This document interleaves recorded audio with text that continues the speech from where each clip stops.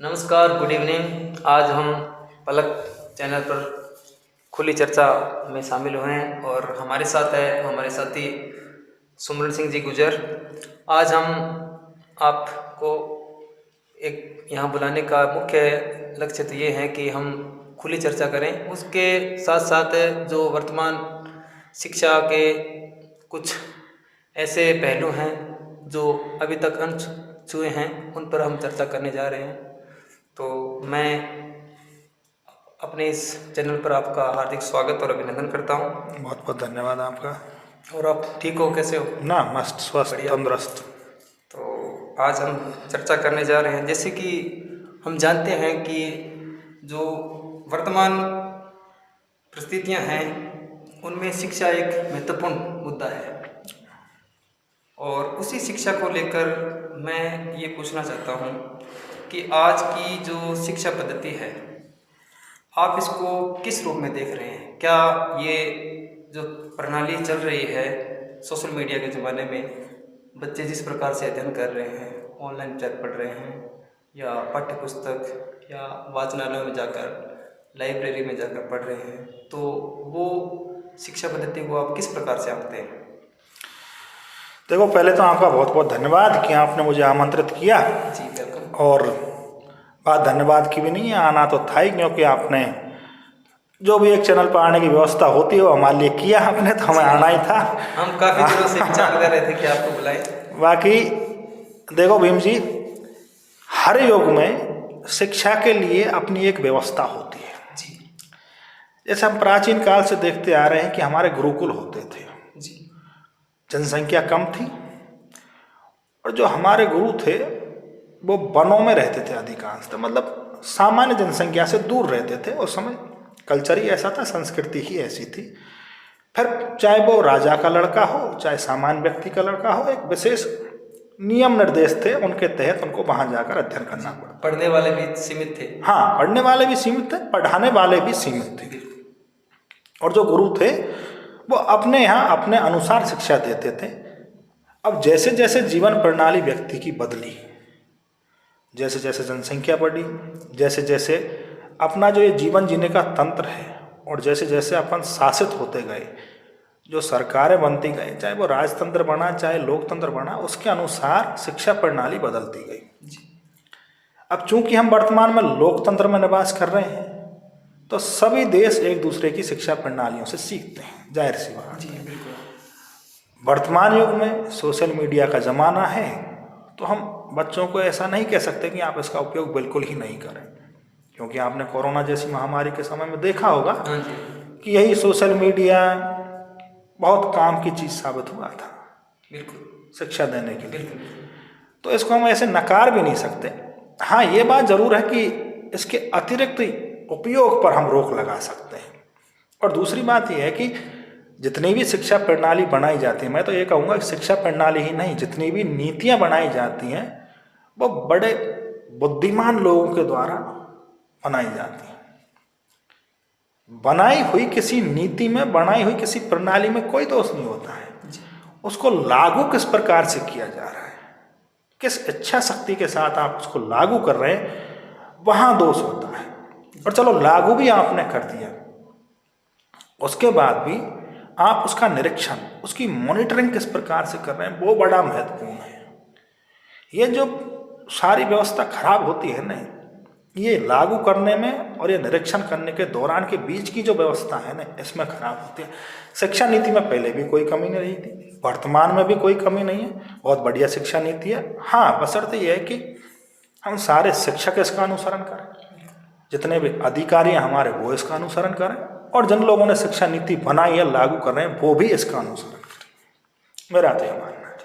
नहीं, मैं जैसे देखते हैं हम कि मैकाले युग के बाद शिक्षा में एक आमूलचूल परिवर्तन आया, और उस समय जो पढ़ने वाले सीमित लोग थे उन्होंने अपने बलबूते शिक्षा को और ज़्यादा विकेंद्रीकृत किया, शिक्षा को और ज़्यादा फैलाया।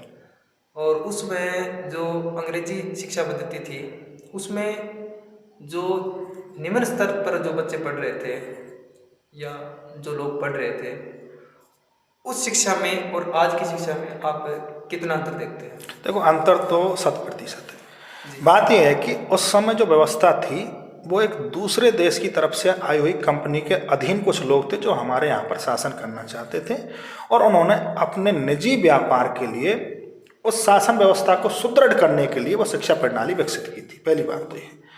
और वर्तमान शासन में जो शिक्षा प्रणाली है वो है जनहित के लिए, तो 100% फर्क है। पहली बात तो ये।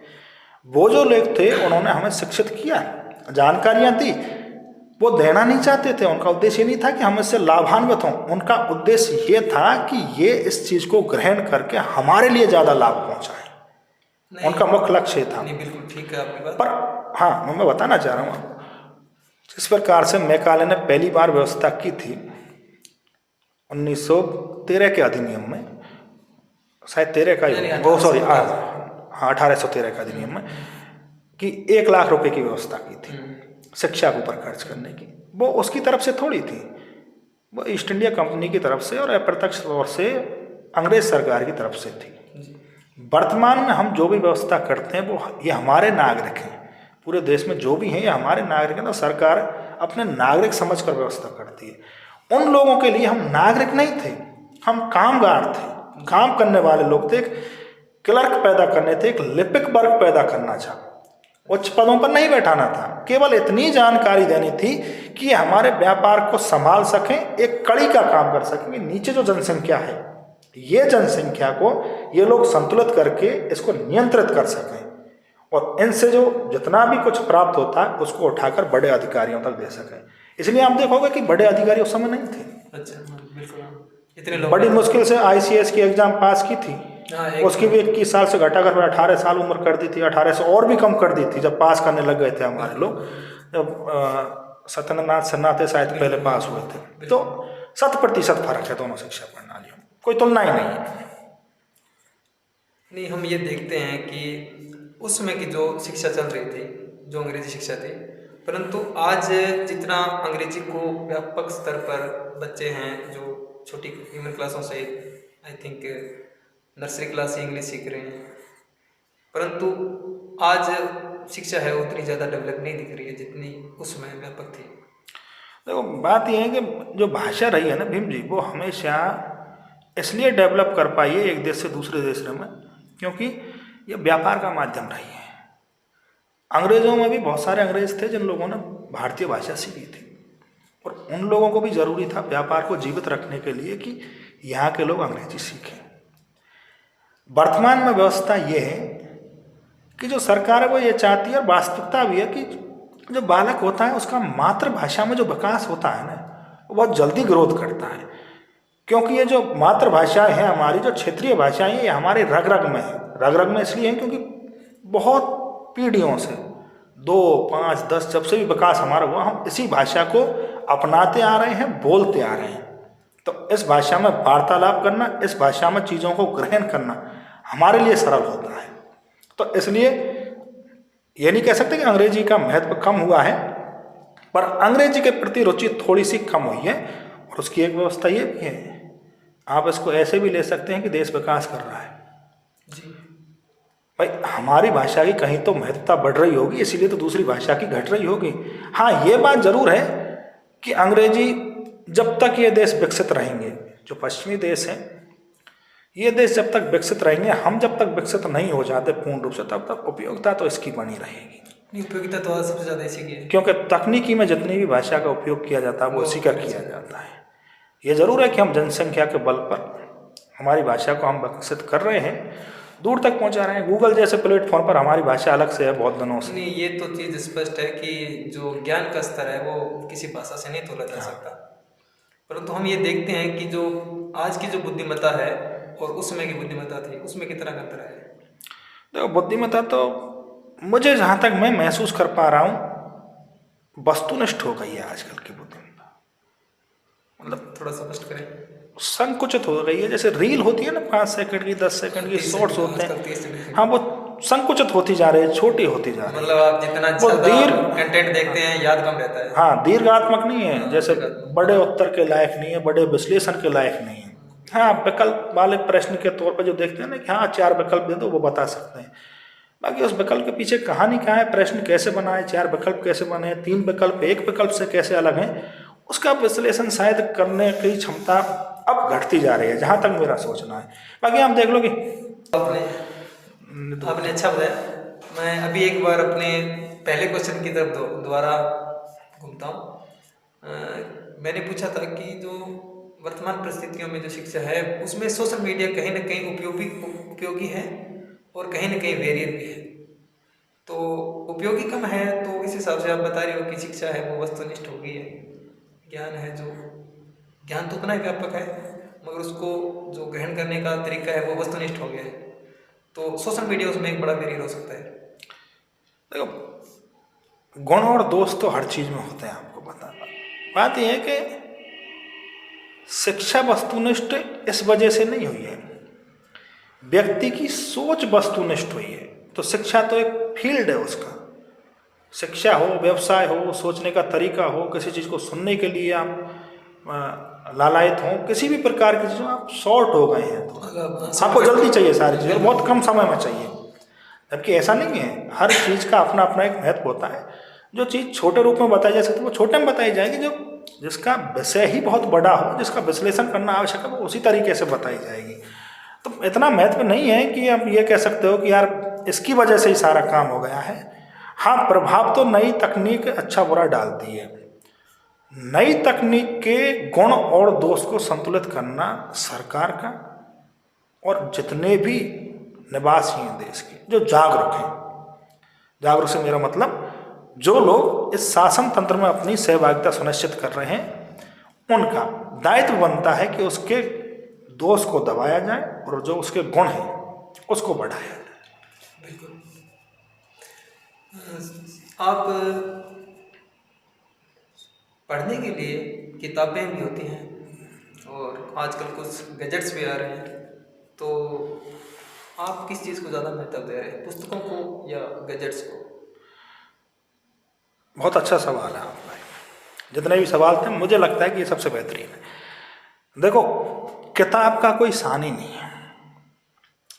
उसका रीज़न ये है कि आप जब देखते हो किताब में तो आप उसको महसूस करते हो, जब आप सुनते हो तो उसको उतना महसूस नहीं कर पाते क्योंकि आपका ब्रेन उतना सक्रिय नहीं होता है। दूसरा, जो जितने भी बहुत सारे कंटेंट आपको मिलते हैं स्क्रीन पर देखने को, उसमें जो ज़्यादा फेमस होते हैं वही आपके सामने बार बार आते हैं और उनको ही आप मतलब वरीयता देते हो कि यार इसको ही देखना है, फलानी कोचिंग का बड़ा नाम है, फलाने इंस्टीट्यूट का बड़ा नाम है, फलाने अध्यापक का बड़ा नाम है, तो उसको ही देखना आप प्रेफर करते हो। किताब में आपकी चॉइस होती है, चॉइस वहाँ भी हो सकती है लेकिन आप उस चॉइस की तरफ जाते ही नहीं हो। किताब में चॉइस आपकी इसलिए अच्छी बनती है क्योंकि आप उसको पढ़ के महसूस करते हो। भाई, आपने देखा होगा कि बहुत सारे प्रकाशक हैं, बहुत सारी किताबें हैं एक ही विषय की। भारत की राजनीति है, राज व्यवस्था है, संविधान है, उसके ऊपर बहुत सारी किताबें, अनेकों किताबें। पढ़ने वालों को भी अनेकों हैं। डिपेंड करता है कि जो पढ़ने वाला है उसको किस किताब की भाषा सूट कर रही है, वो उस हिसाब से उसका चयन करता है। स्क्रीन के मामले पे ये चीजें सीमित हो जाती हैं, 2 अध्यापक हैं या 3 अध्यापक हैं बस, अब उनमें से ही देखना है आपको, वहाँ चॉइस नहीं मिलती, वहाँ आपको वो चॉइस नहीं मिलती और वहाँ आप उस चॉइस को क्या है डिसाइड नहीं कर पाते हो। गजब की बात ये है क्योंकि लगभग सारे लोग बोलने में माहिर होते हैं, तो बढ़िया बोल रहे हैं सारे के सारे, तो आप कंटेंट डिसाइड नहीं कर पाते हो अच्छे तरीके से। किताब में डिसाइड कर पाते हो, किताब में आप पढ़ के खुद महसूस कर रहे हो। इसीलिए आपने देखा होगा कि एक ही विषय पर आपको हजारों किताबें मिल जाएंगी, हजारों किताबें बिकेंगी। उसका कारण यही है क्योंकि हर व्यक्ति की सोचने की, समझने की, परखने की, उसको पढ़ने की, उसको महसूस करने की क्षमता अलग अलग है, इसीलिए चलती है वो। तो मेरे हिसाब में किताब बेस्ट है। मतलब आप ये बताना चाह रहे हो कि किताब से व्यक्ति भावनात्मक रूप से जुड़ जाता है। हाँ, एक ये भी होता है ना, आपने भावनात्मक कहा, देखो जब फोन चल रहा है, फोन में चाहे कोई सी भी किताब है नीचे गिर गई, उसको छूते हैं क्या? नहीं छूते। किताब के जो पैर लग गए तुरंत छूते हैं, अपने सर के लगाते हैं अपन लोग, तो इमोशनली कनेक्ट होते हैं उसके हैं। पहले तो वो भी रखते थे, वो पंख भी, मोर पंख 1 से 2 हो जाता था, 2 हो जाएगा, 3 हो जाएगा, एक पौधा भी आता था उसकी पत्ती। हाँ, तो वो मतलब इमोशनली कनेक्ट होते हैं हम लोग। और काफ़ी चीज़ें हैं मैं जो पूछना चाहता हूँ, मगर एक थोड़ी सी एक महत्वपूर्ण चीज़ और है। एक जो पढ़ने वाले बच्चे हैं वो आज का जो समय है उसको कवर नहीं कर पाते हैं, उनके पास पता नहीं ऐसी क्या परिस्थितियां हैं, ऐसी क्या व्यस्तता है जिसके चलते उनका कंटेंट पूरा नहीं हो पाता है या वो पूरे समर्पित नहीं हो पाते हैं। तो ऐसे युवाओं के लिए आप क्या मतलब बताना चाहेंगे? देखो, जो भी व्यक्ति तैयारी कर रहा है, जिसने कक्षा 1 में प्रवेश ले लिया है, उससे पहले नर्सरी में प्रवेश ले लिया है, जब आप शिक्षा के क्षेत्र में पढ़ने के लिए उतर गए और विद्यार्थी बन गए, जैसे ही आप विद्यार्थी बने आप एक योद्धा बन गए, क्योंकि वर्तमान युग में यही युद्ध है। अब आप इस युद्ध को किस तरीके से लड़ रहे हैं आपके ऊपर डिपेंड है। जाहिर सी बात है, मुझे नहीं लगता कि 20% हो सकते हैं, 20 तो बहुत है, 80% बच्चों के पास वो संसाधन होते हैं कि अगर उसकी दृढ़ इच्छा शक्ति है तो वो पढ़ सकता है। अब मन में पढ़ने की इच्छा ही नहीं है या फिर उस इच्छा को किसी ने जागृत नहीं किया है। भाई, बच्चा जो होता है, जाहिर सी बात है कि उसकी खेल की तरफ रुचि ज़्यादा रहती है। ये 100% है, कोई भी बालक हो, रेयर बच्चा मिलेगा आपको जिसकी पढ़ने में रुचि होगी ऑलरेडी। अब उसकी रुचि को डेवलप करना तो अध्यापक का काम है। या तो कहीं ना कहीं अध्यापक से कमी रह गई है या उसके परिजनों से कमी रह गई है, ठीक है, या फिर कुछ परिस्थितियां ऐसी बन गई हैं जो परिस्थितियां बहुत रेयर होती हैं। पर जहाँ तक मुझे लगता है या तो अध्यापक की कमी है या परिजनों की कमी है। अध्यापक की कमी इसलिए क्योंकि ये जिम्मेदारी अध्यापक की है कि वो उसको उस तरीके से डेवलप करे, उसकी सोच को उस तरीके से डेवलप करे कि उसको उसमें रुचि आने लगे, उसमें इस तरीके की प्रतिस्पर्धा की भावना विकसित करे, जाने पहचाने समझे किस फील्ड में जाना चाहता है, इसको किस तरीके से मोटिवेट करना चाहिए अपने को, ठीक है ना। एक बच्चा ऐसा होता है, मैं आपको बताऊं कि आप उससे अगर किसी ट्रेन की बात करोगे, मात्र 1 मिनट की आपकी ट्रेन की बात की या किसी साधन की बात की, मोटरसाइकिल की बात की, किसी, वो एकदम से जागृत हो जाता है। वैसे आप पढ़ा रहे हैं 15 मिनट तक, वो मृत अवस्था में बिल्कुल सो सकता है, बैठा है। अब उसको लगा कि इंटरेस्ट का टॉपिक है, वो एकदम से जागृत हो जाता है। अब ये जिम्मेदारी आपकी है ना कि उस विषय को छेड़िए जिससे क्लास जागृत हो, और उसके बाद आप उस मतलब शिक्षा को उन तक पहुंचाइए जो देना चाह रहे हैं। इंटरेस्ट के हिसाब से आप स्टार्ट करें। हाँ, उनको इंटरेस्ट डेवलप करो ना, उसको जागृत करो। पहले जो माइंड उसका कहीं और है, कहीं और सोच रहा है, उसको पहले आप कनेक्ट करके लाइए, किसी तीसरे माध्यम से कनेक्ट करके आप उसके बाद उस शिक्षा पर लाइए, उस किताब पर लाइए जो आप पढ़ाना चाह रहे हैं। मेरा ये मानना है। चलो, आपने आज बहुत बढ़िया बताया, आपका बहुत बहुत धन्यवाद। कई मुद्दे थे शिक्षा के बारे में, उस पर आपने काफ़ी अच्छा बताया, और मैं दर्शकों को बताना चाहूँगा कि फिर अच्छे अच्छे टॉपिक्स लेकर हम दोबारा मिलेंगे। धन्यवाद, नमस्कार।